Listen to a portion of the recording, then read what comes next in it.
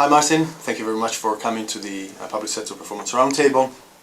We know that the Environment Agency has had the Balanced Scorecard for some time, and you are in the process, the continuous process of improving it. And this is a challenge for a lot of organizations that have started to implement a performance measurement systems, perhaps a scorecard, but they are struggling to review it and improve it. So what are the key learning points from your point of view? So we introduced the Balanced Scorecard in 2004. It was based on 4 quadrants, as is traditional, but we adapted them to meet a public sector focus, really. And that's worked really well. We've had good buy-in from our directors and our board. They receive a quarterly report showing performance against 50-odd performance indicators, red, amber, green, with insight reports underneath it, which go into more detail about the amber and the red measures, showing where the focus of attention needs to be to bring in performance up to the desired standard.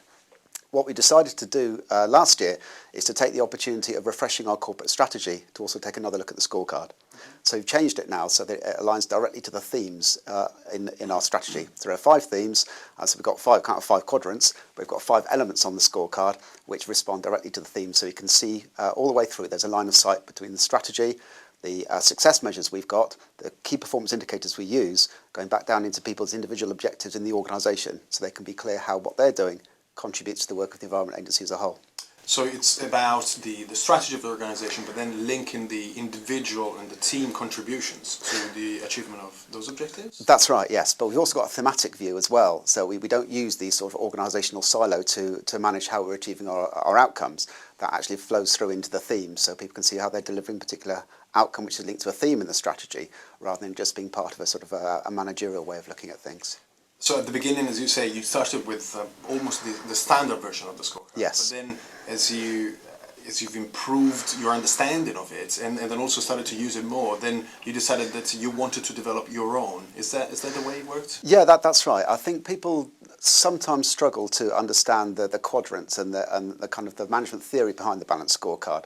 So we thought if we adapted it to look at our themes and be a thematic interpretation of our strategy, then people can see immediately, yes, I'm delivering this outcome in the strategy, and that aligns better to themes than trying to kind of pigeonhole the indicators we have into 4 quadrants, which may not always make sense to people delivering the job on the ground.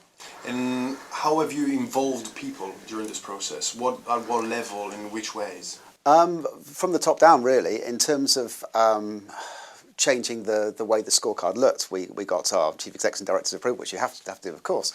But people were very much used to the planning process working in a thematic way, because as part of the development of the strategy, we developed an interim product, if you like, as part of the planning process called Highlevel delivery plans, which took each of the success statements in the strategy and said, well, these resources need to go into delivering that. These are the key measures we'll use to judge whether we're being successful in achieving that outcome. And each of those high-level delivery plans is owned by somebody in the business who's fundamentally responsible for delivering those activities and the outcomes with the resources available. Right. And what do you think is the next step? So how is this approach to Balanced Scorecard and also to performance management going to take you to? I think we need to make sure that people delivering the job on the ground know what's expected of them and what they're contributing to. And people need to answer that question: why do I come into work on a Monday morning? And by linking our own individual objectives through there's a clear line of sight through the high-level delivery plans to the strategy, people can see exactly how they're contributing to the outcomes that we got in our strategy. And we've also slimmed down the scorecard a fair bit. We now have fewer measures. There are 40-odd rather than 50-odd, so it's more focused. And the measures themselves are more outcome-oriented rather than activity. We did quite a lot of counting things, number of visits, number of permits, that kind of thing, but we've actually made sure that we're focused on outcomes, and we've been through quite a rigorous process with senior managers to make sure that the measures we've got are outcome-based rather than just things we can manage and measure easily, which can often be poor quality proxies or substitutes for the real thing. Yeah. Okay.